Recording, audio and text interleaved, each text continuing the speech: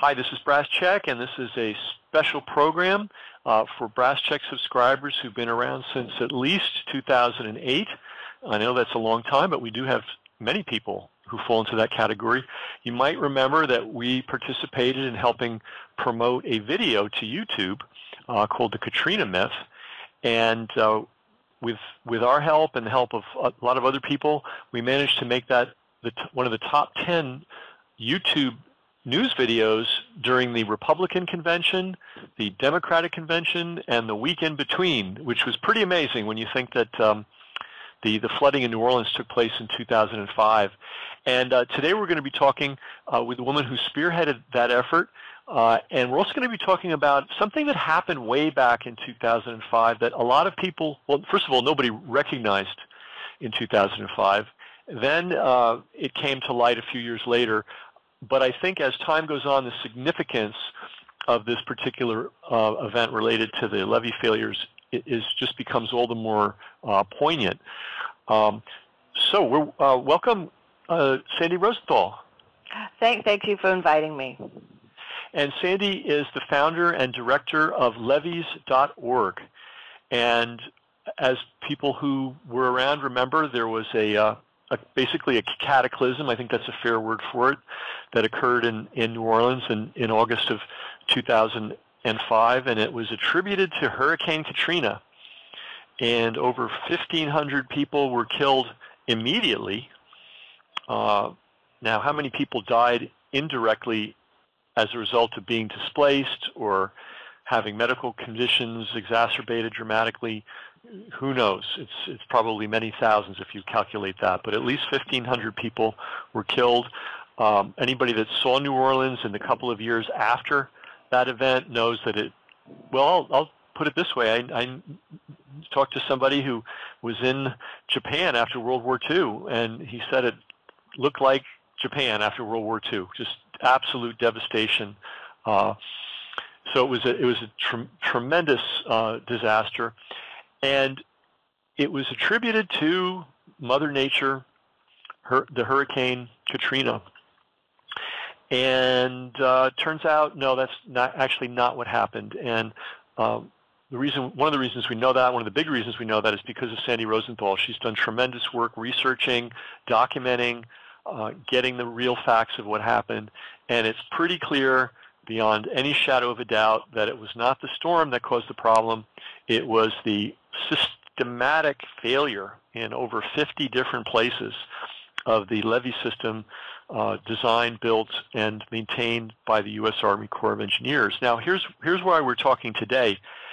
It was pretty much known. I think the Corps recognized that their levees were failing. But instead of owning up to what happened, they seemed to be involved with the help of their public relations people and their friends in the news media and some other activities that we're going to be talking about in depth on this call, to be selling the idea that it was Hurricane Katrina. Not only that, it was due to the recklessness and corruption of people in New Orleans in general, the foolishness of living below sea level, and all other manner of things. And so literally I hate to be graphic here, but while dead bodies were still floating in the water, some people in suits who were being paid government salaries were working on making sure you didn't know what really happened. So it's only really thanks to the efforts of Sandy and levees.org, really, when you untangle this whole mess, that we know what actually happened and have all the documentation of it. So Sandy, what I want to talk about is the attacks on you and on levees.org and the kind of the disruption of the public discourse on the internet and the spouting and spreading of false information using the internet. And you discovered something pretty shocking about the source of that misbehavior. Yes. It's very, very important to remind the listener that this was the year 2005 till 2008, and the whole concept of the community getting involved in telling stories was very new. the idea of blogging very new, and community forums, commenting to stories, all brand new at that time. And it was in this environment that happened right about the same time that the levees failed in New Orleans that I noticed a lot of very consistent attacks being made upon me and the group that I founded in 2005. It was at least a dozen people, but maybe more like 24 different people using very similar word choice. That's the first thing I noticed, the consistency of their message. But they weren't discussing issues. They were attacking the messenger. These were all attempts to disparage me, calling me a liar, calling me an amateur, saying that I'm exploiting my son. By the way, I started the group with my 15-year-old son. And I noticed this behavior, but keep in mind I'm busy trying to start a fledgling grassroots group. I'm busy doing my work, and I kind of didn't really pay a whole lot of attention to these dozens of commenters posting these things on my personal blog, on news stories in the media, most specifically the local Times-Picayune and the online version of the Times-Picayune, which is NOLA.com. But this had been going on for a few years, and one day I guess I noticed that the rhetoric had hyped up. It not so much not so much the rhetoric, not the rhetoric, but the number of comments had suddenly ramped up. It's like they'd suddenly doubled. And I thought, well, what's going on here? So as a blogger, I have back-end tools. Any amateur blogger has back-end tools they can use. And quite frequently, you can see what's called the IP addresses, which shows what equipment those comments were coming from.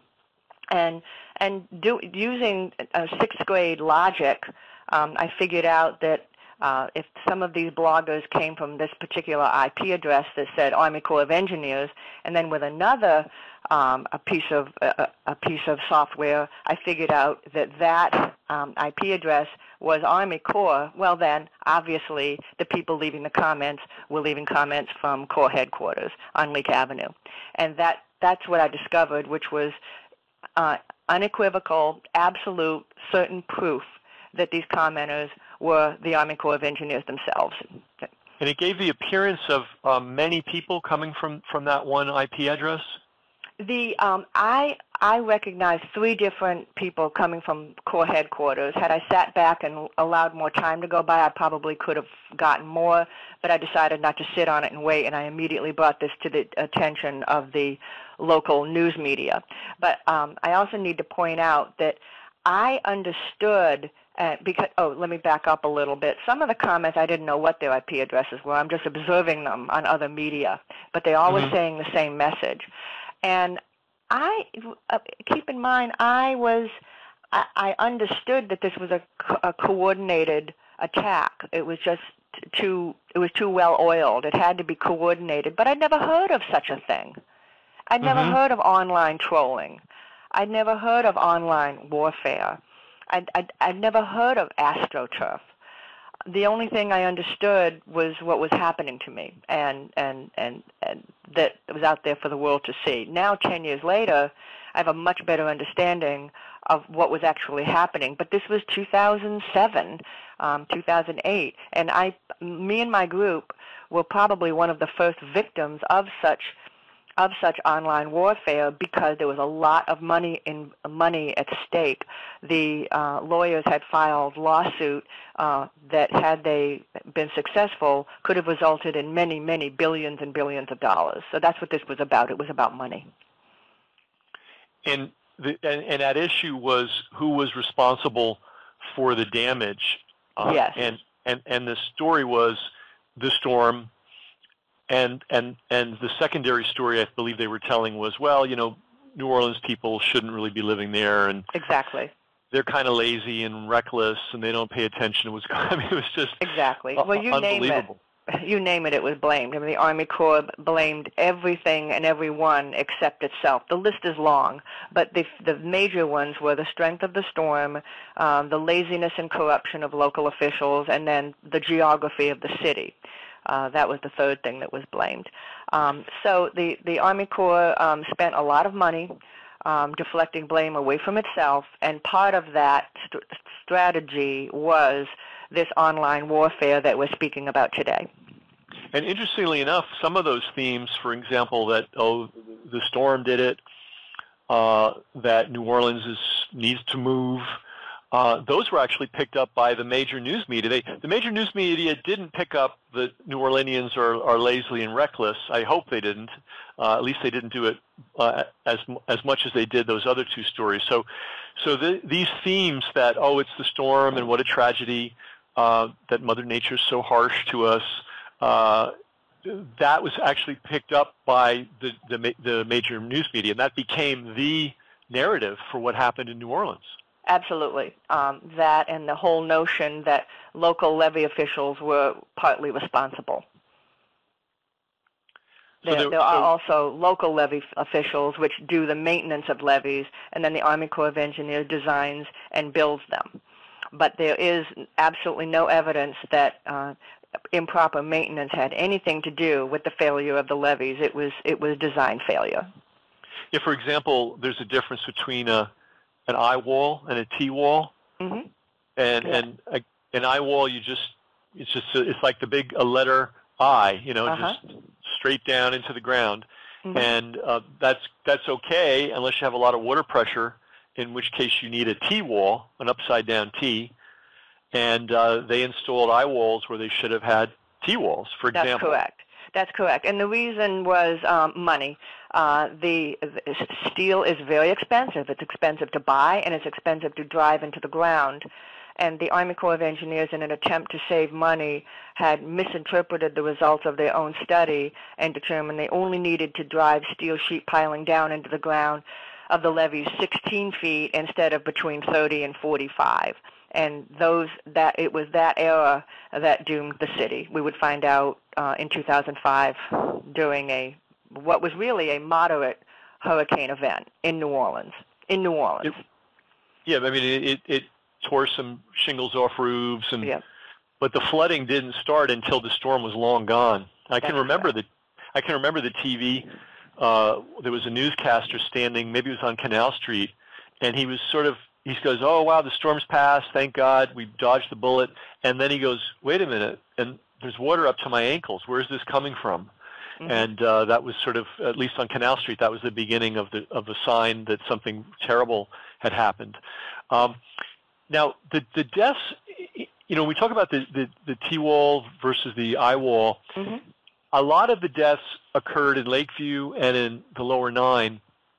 And those deaths were pretty violent, by the way. I mean, they were the result of these walls collapsing catastrophically, and basically walls of water.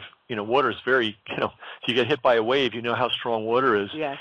And so the deaths were a lot of these were directly the result of just poor engineering, poor choices, poor construction. It couldn't have been clearer. It could not have been clearer. Most of the immediate deaths were due to the flooding.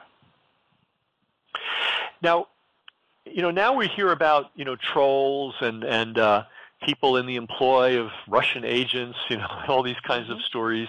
Mm-hmm. And now that everybody accepts that those kinds of things go on. But this, again, as you pointed out, back in 2005, which is, is it 14 years ago now?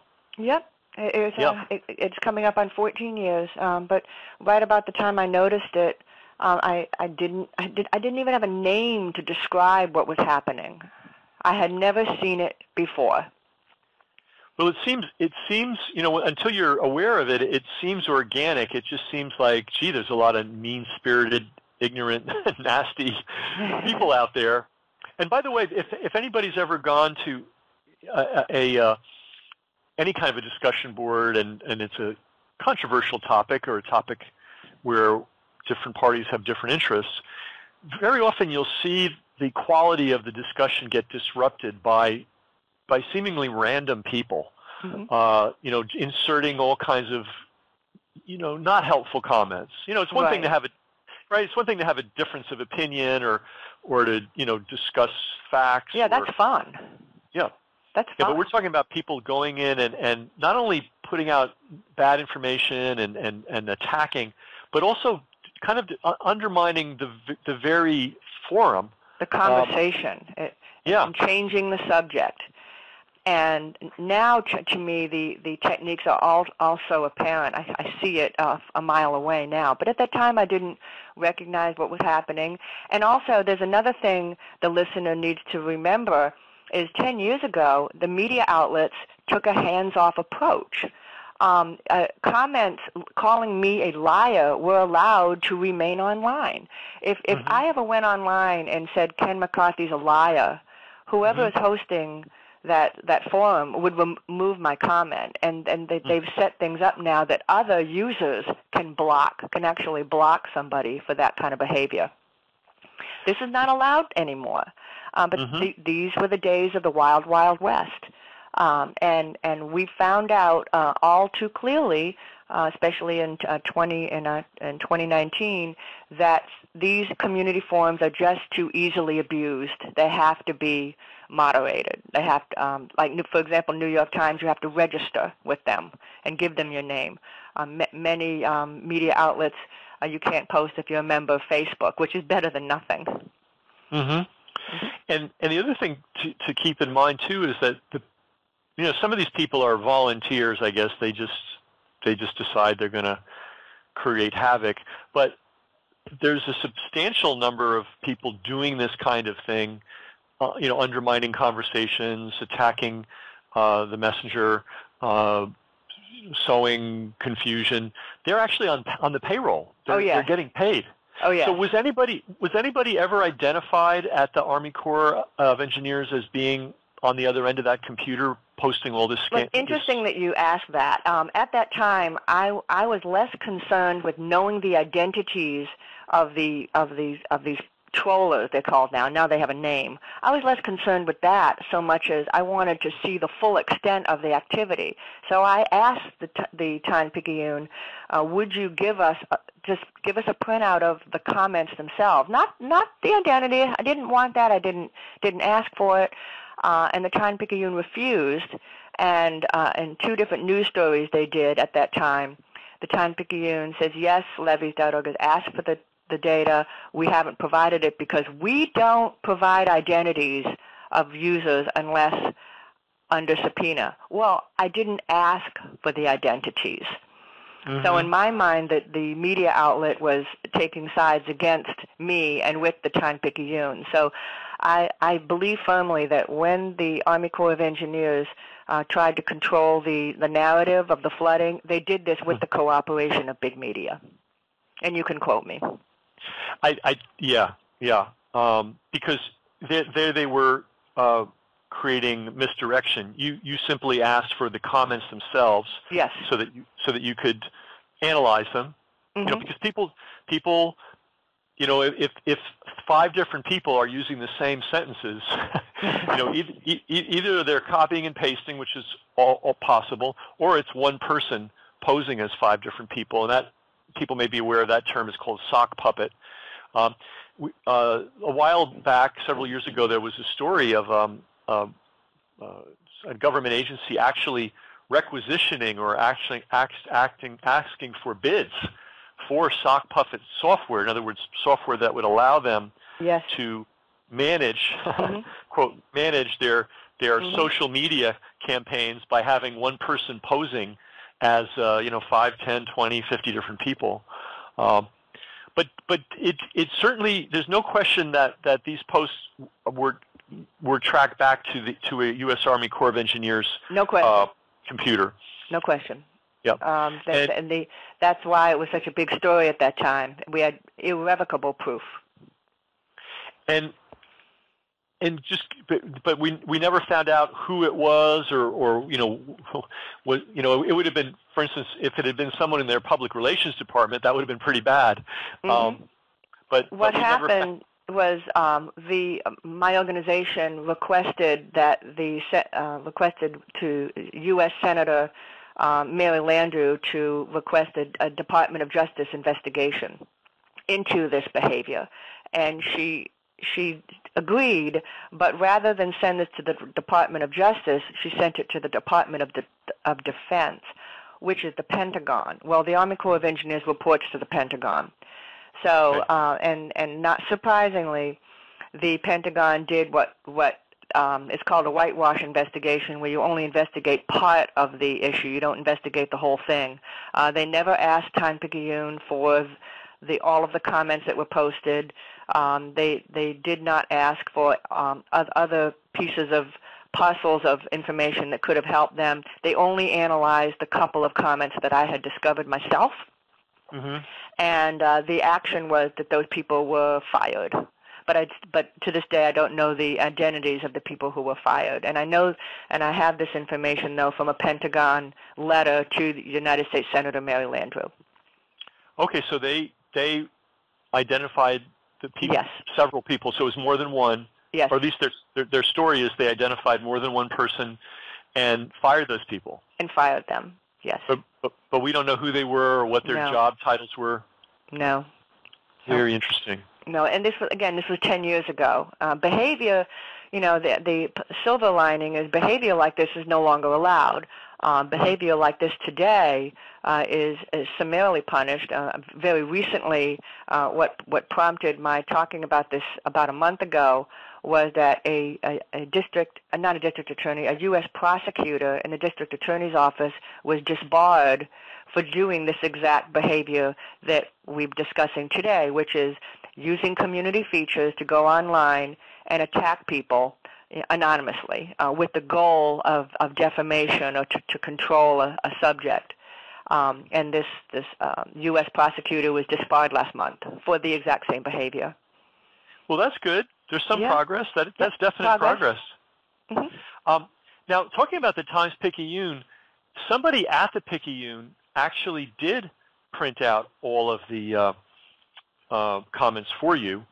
Yes. It had them on his desk. Yes. And can you tell us a little about what happened to him and to those papers? Yes.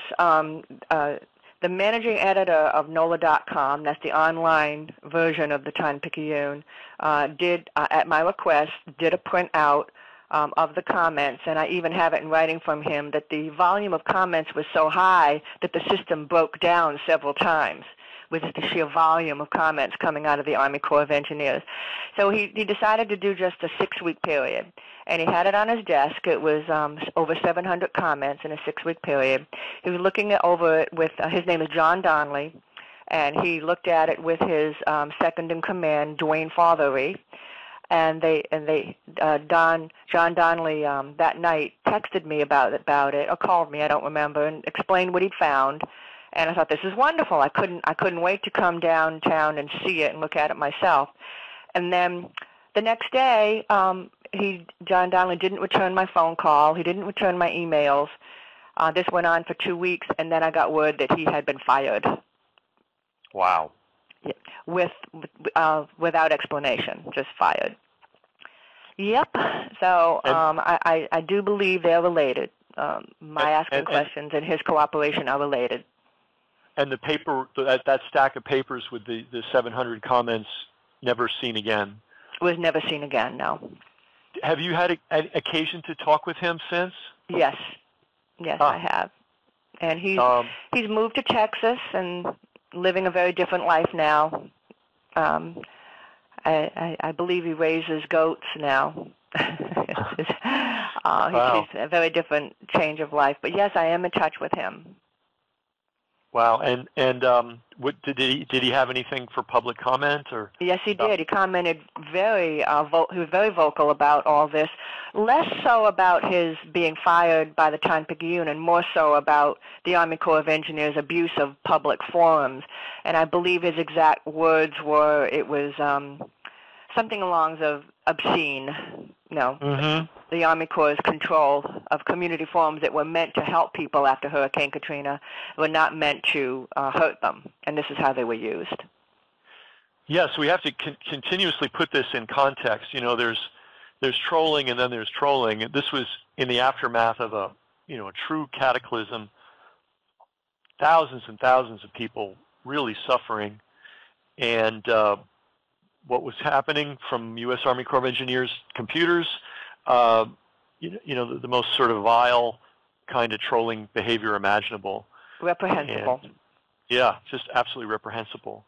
And I was very vocal about it at that time, and I was seen as being anti-anonymous commenting. And I would say, no, I'm not anti-anonymous commenting. It's a very, very specific behavior when people in a position of public trust disguise their identities and pretend they're not. They pretend they're observers, and then using community forums to attack people or group the people. That's what I was opposed to, and remains so to this day. And you know what? It's going on everywhere, somewhere. This exact same behavior. Absolutely, and one of the first and most dramatic and most appalling episodes of this was right after the levee failures in New Orleans, and you witnessed it and experienced it firsthand, and it it certainly looks like the Times-Picayune was somehow cooperative in some way in that they didn't want you to see, clearly they didn't want anybody, you or anybody else, to see the pattern of those 700 comments that had been printed out. Mm-hmm. And as you point out, that was just 6 weeks. This was going on. That was just 6 weeks. And it was also, by the way, after the acting colonel at that time had ordered all of his people at the Army Corps to refrain from doing exactly that. So that's after they were told to stop, and it still continued.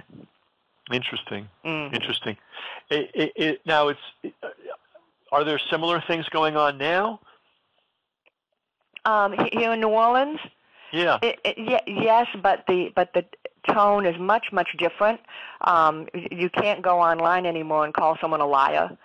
You can go in and you can be deliberately disruptive, but as long as you use your word selection carefully, your comment will be allowed to stay. But it's no longer the Wild West in New Orleans.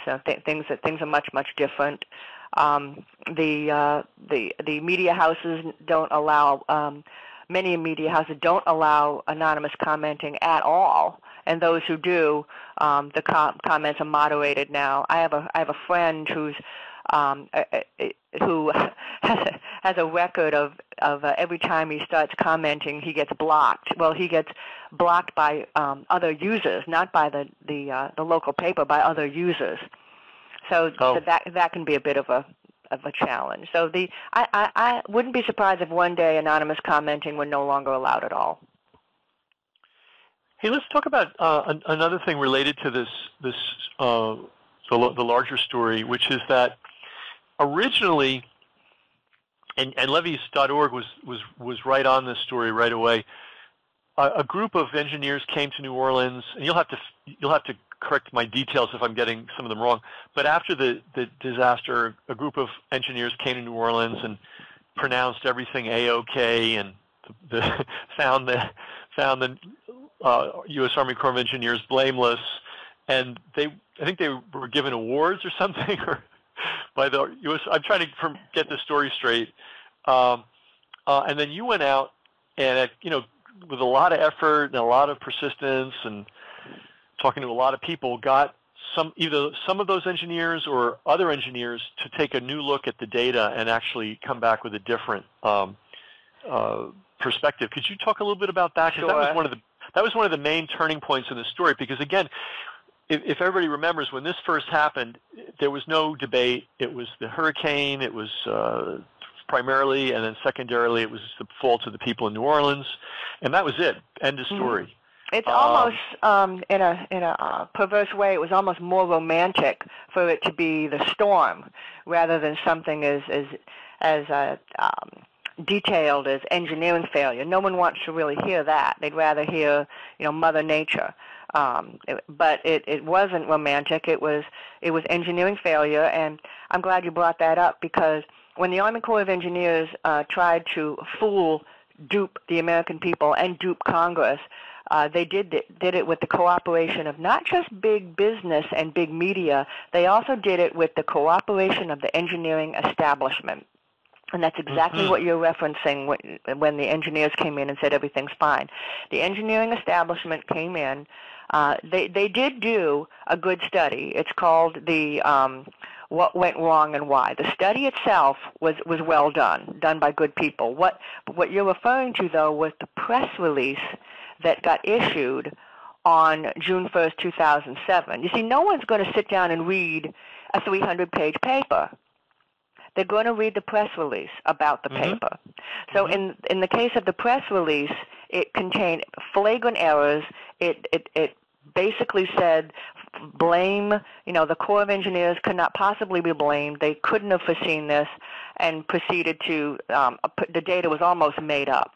So we went after it's called the American Society of Civil Engineers, and my organization created a spoof of the cozy relationship between the engineering establishment and the Army Corps. And for that spoof, we got handed a cease and desist letter, which basically says if you don't stop doing what you're doing, we will sue you. Well, it backfired because of something that America called the freedom of the press, not the press, excuse me, freedom of speech. Freedom of speech. That's a little right that we have. It's called freedom of speech. And by creating that spoof, we were exercising a very, very well protected right to free speech. And so in a very, very public press conference, we took our video and just put it right back up on YouTube and said, "Sue us, go on, sue us." And of course, the American Society of Civil Engineers backed down. Is that what you were referring to? That's it. That's part one of the story, which was one to shine a light on this, how the Corps investigated itself. Yes. But then there was a second, I think, very important thing too that you did, which was go out and talk to leading civil engineers around the country who, some of them I think were even either did part of that original team or evaluated their work. Okay, now I know what you're referring to. The second part, and you're right, it is part two, which we did years later, when it began to become apparent to me that there was a study that was released in 2006, which actually contained a wrong conclusion. And the reason the conclusions were wrong is complicated, but it's basically because they were done on a shoestring budget, insane deadlines, and no one could possibly have wrapped their heads around so complex a disaster as the levee failures in record-breaking couple of months with a mere $250,000, whereas the Army Corps of Engineers had $14 million or something like that. So. Or more.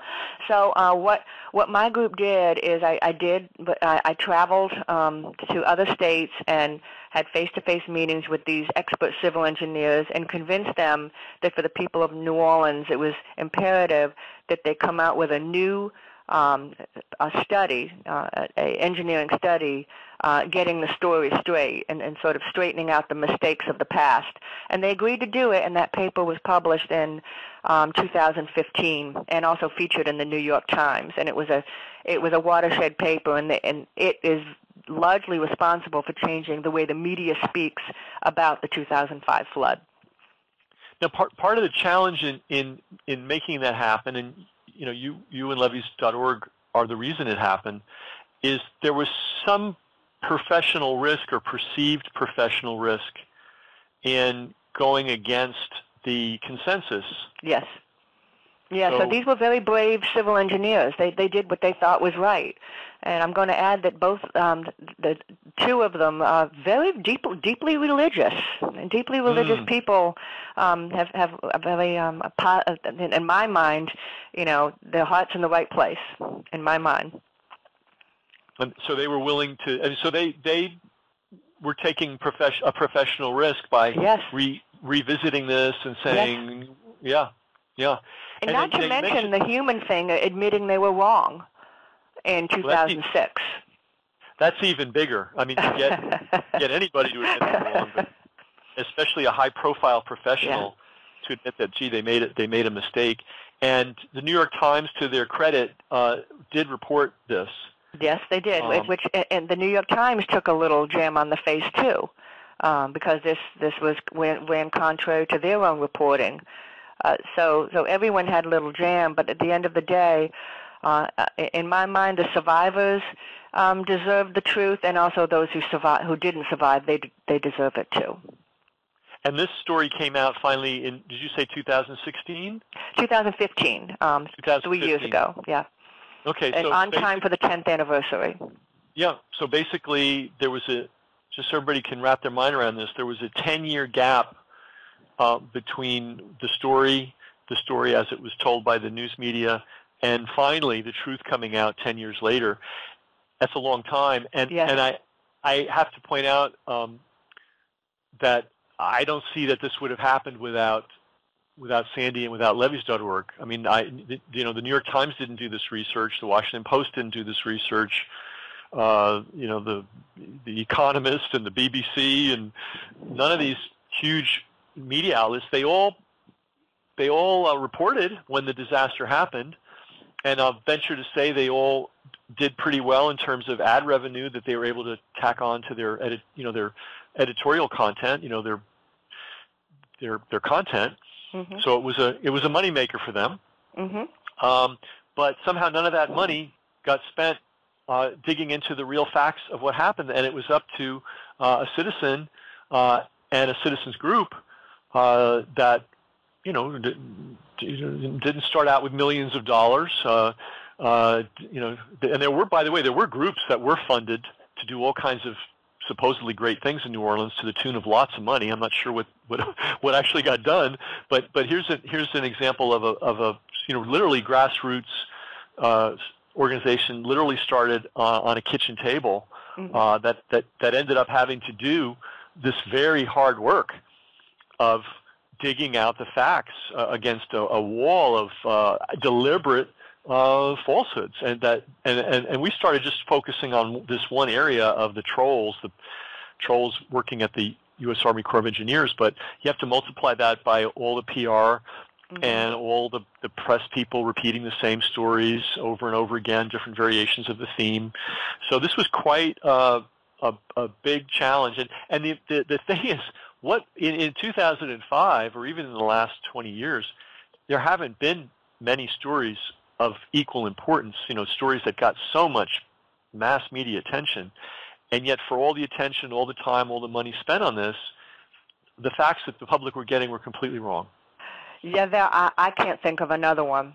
I'm not familiar with. I wish someone would, because I think it might be good in a way to have other similar stories, but I'm not aware of one. I also want to point out, though, that a lot of our success, I have to say, was due to the tools and the tricks and the techniques of the system, and that you taught me, and I was a very willing student, drank it up, and that I took your tools, tricks, and techniques and put them to work, and that's very, very responsible for being on the home page of YouTube. With that satirical video that we did, not to mention the Katrina myth as well, which was already mentioned in this session. So thank you. You're welcome. I think one of the challenges is that it's very hard for people to wrap their mind around until they've had some exposure to it. It's if you're just a regular person going through life, you read the newspaper, you assume it's pretty much mostly accurate. They're going to get mm-hmm. a few things wrong, but mm-hmm. No one's perfect. But the idea of deliberate, malicious falsehood spreading on a high level, being supported by millions of dollars, tax dollars, major media dollars. This is just something that doesn't occur to people as even a possibility. So I feel that one of my roles, with Brass Check and the help, sort of the perspective I gave you, is that this stuff really happens. People really do. People really do lie on a large scale. Mm-hmm. And I guess the story here is that one of the stories here is that you can turn these things around. Sandy did it. Levees.org did it. This has got to be one of the most difficult stories ever to turn around. But it does take a lot of work. You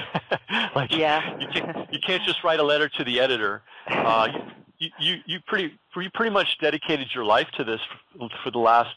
I mean, what did we say? How many years ago? Is this 14 years? Yeah, that's an accurate statement. Yeah. So, but fortunately, I've had a lot of help.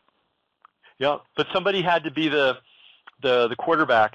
Somebody had to call the play. Somebody had to be there every day and keep things moving along. And so I think the purpose of this call is to let everybody know that this troll behavior that you see online is very often not accidental. It's intentional and is shockingly subsidized sometimes by government agencies, by corporations, by who knows who, but it's groups like that. And number two, when you see a big story in the news, I mean, I'm reflexively, if I see a big story in the news, I just assume it's wrong. I do too. Certainly the first story. Certainly the breaking story. Whenever the word breaking comes before something, you should probably ignore it. Or certainly take it with a large grain of salt. Yeah, my feeling is if it's important enough to be on the front page, then it's important enough for somebody to be massaging the facts.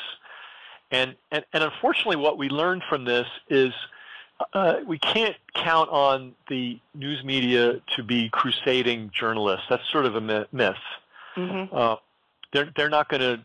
There's a great journalist, Robert Perry, who runs something called Consortium News, and he says, gee guys, we're still living off that Watergate story back in whenever that was in the 70s, and he says, where you had the crusading journalists put it all on the line to tell the truth about power. He says that's not happening anymore. That's already ancient history. You can't expect the local media or the national media to care, really. And it's a sad but true commentary. I can count on one hand the times I've seen that sort of behavior in the past 14 years. Wow. On one hand. So there are some out there, and someone that may not do a story like that all the time, they do find one and put it out there, but not many. Not many. And then they have to fight their editor. Their editors. Yep. The editor may say no, and if the editor is courageous, the publisher may say no. Right, and then, or they can have a pristine story, but the editor changes the title and the opening sentence.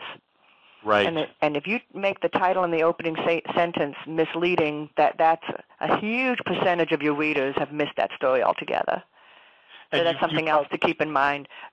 Get past the title and the opening sentence and then start reading. You've probably seen that a lot in this case. Oh, yes. Mm-hmm. Yeah, so they can claim, if they put the truth on page 34, section D, in the last paragraph, they can claim that they reported it. Yes. But meanwhile, the headline is screaming something completely different. Yes. Yeah. Right. That you've just crystallized everything in that one observation. Yeah. Yep. So tell us, what's levees.org working on today? What are the big issues? Well, I have two things that I'm very excited about, and both of them are sustainable and will be around forever. One of them is I've completed my manuscript, and literally my editor is working, putting the finishing touches on it, and then probably next week we're going to go publisher shopping.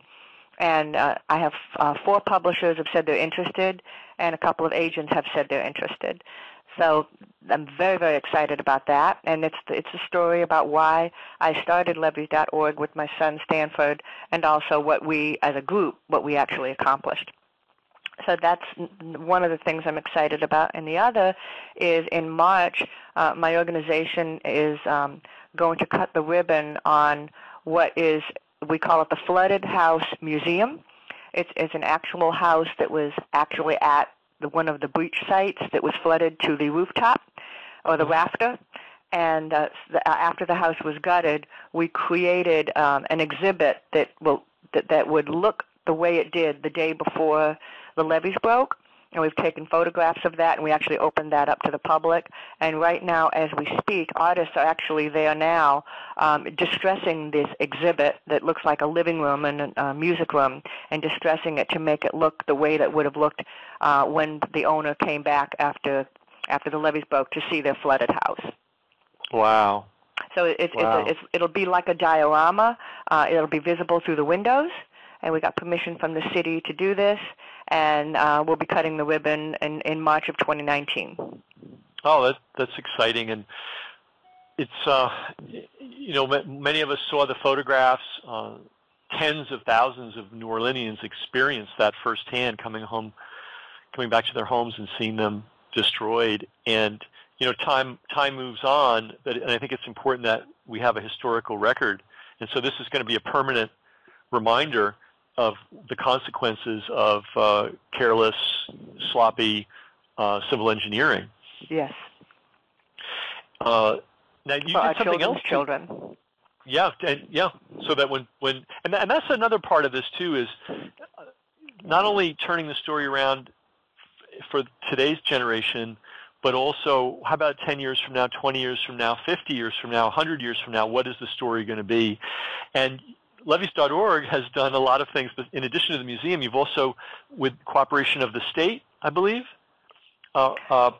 posted permanent plaques. Yes. Telling the true story about what happened in the various neighborhoods. Yes, we have 3 of those, the Lower Ninth Ward, the 17th Street Canal, and the London Avenue Canal. And those, you got a little bit of pushback when you tried to initially. Can you talk, because these, by the way, these are permanent, when you go in a city and your tourists are going around, they want to see what, George Washington slept here and so on. Those last forever. I mean, we have plaques here in my part of the world that go back to the 1920s, I guess, when they first started doing that kind of thing. And I imagine those plaques will be here for another 100 years or more. So, generations, not just today, but generations and generations of people are going to be informed by these plaques. Tell us a little about what you had to go through to get those plaques installed. I did definitely get pushback, and the civic activist just has to keep moving forward with a smile. The first one, the state tried to tell me that I couldn't do this plaque because the event was less than 50 years old.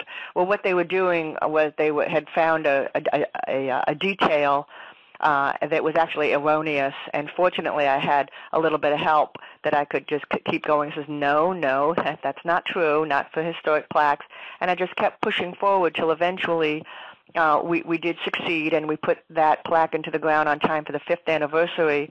1 year later, another neighborhood approached me. In both these cases, the neighborhoods approached me for my help.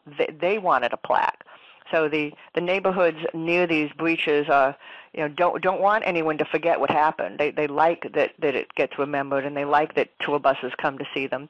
So the second one, I definitely had even more pushback, and I basically had to say to the state office, they said, you realize that the historic plaque that you approved last year is in a lily white neighborhood. The plaque that I'm working on now is in an opposite. It's in not opposite. That's a bad word choice. The wrong word choice. It's a 100%, nearly 100% African American neighborhood. I said, if you deny them their plaque, there'll be a lot of very upset people in this neighborhood. And next thing I knew, I got a phone call. The plaque was approved. Uh-huh. So sometimes you just have to be honest, and I really think I was doing them a favor by letting them know. They're up in Baton Rouge. This is New Orleans. They may not have been aware of the complexion of the neighborhood and what they were about to do. So that plaque was approved. But by the time I went and to place a third plaque in the ground, by then the state office had completely changed their rules, making it not impossible but very, very difficult to get a historic plaque, but it's still possible. And so for the time being, although I don't have a state plaque at the Lower Ninth Ward, we do have a very, very beautiful plaque that approved by the city of New Orleans, and in the Lower Ninth Ward, which is very, very lovely, and really just as good as a state plaque, and will last just as long. But are you still working on the state plaque there? I'm not working on it right now. I could, if the neighborhood really wants me to. I could. I haven't had any I have limited time. But if the neighborhood approached me and said they want a state plaque like the other two, I would work with them. I'd be happy to. As you might point out, there's a good representation in the lower 9. It's beautiful. Yeah. I think it's even nicer than the other two. But that's my personal opinion. But we have a beautiful plaque that, for all intents and purposes, looks like a historic plaque. Only a geek would know the difference.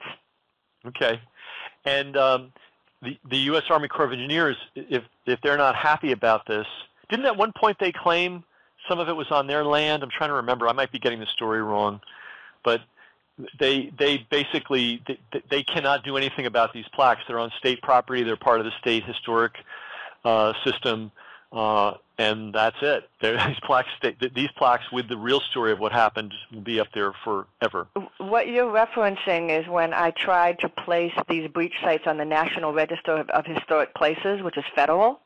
Oh.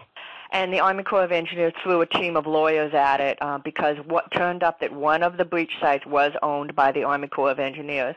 So even though there's nothing they can do to stop it, they can delay it. When you throw a team of lawyers at anything, you can delay it.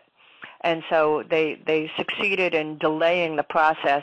But I am going to start up that process once again, probably after my book gets published, and succeed in something we started out in doing in 2011. That's when we started that process. Gotcha. So the the U.S. Army Corps of Engineers in this case never rests. No, but neither do I. Okay, well, and your plaques will be there forever. And the fact that now outlets like the New York Times and the Washington Post and CNN and the BBC, they no longer refer to the devastation in New Orleans erroneously as Katrina. They refer to it as the levee failures. That's correct. Because, if we can't tell the truth about engineering, we're in deep trouble. So I really, on behalf of a grateful nation, I want to thank you for holding the ground on this one and helping and making, really, not just helping, but being the person who turned it around. So that in this one instance, we got the truth about what actually happened. Well, thank you so much, and I do have to repeat that I did have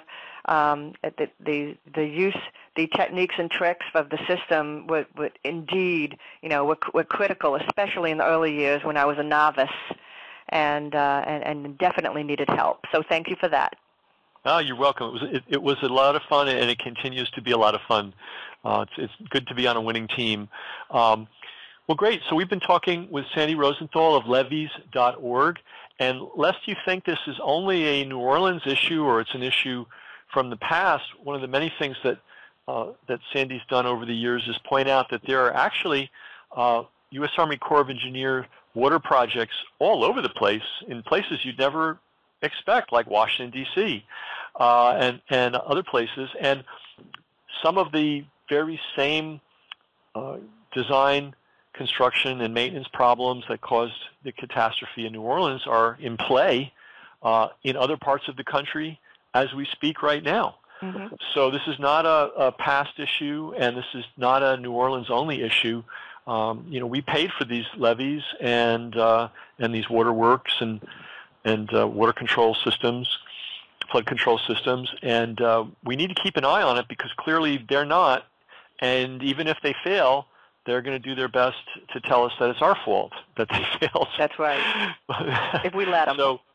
So if you were looking for and this is a big deal. There's tens of millions of Americans who are living in areas that could have problems as bad or even worse than New Orleans if U.S. Army Corps of Engineers projects are not handled correctly.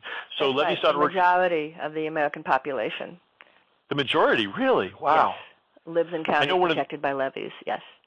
I know one of the scarier ones is in the Central Valley region of California, mm-hmm. and the reason that's so scary is if that area ever has a breach, you're going to have salt water pouring into the drinking water. Yeah, the drinking water of tens of millions of people. Mm-hmm. It could also make agriculture a lot more difficult and I don't know if people are aware of how much of our produce comes from California, even to this day. So it would be something that would be felt nationwide. So levees.org is an organization that is relevant right up to the minute, and I strongly recommend everybody pay a visit. And if you want to keep up with the news of what they're working on and help support what they're doing, it's a very wonderful, worthy organization that's accomplished a lot. I remember there was a movie, I think, called The Mouse That Roared, or a book, and it is a small group, but it's figured out how to have a very big voice in protection of all of us. So, Sandy Rosenthal, thank you so much, and keep up the good work. And we're looking forward to this book. Let us know when it's available. I promise.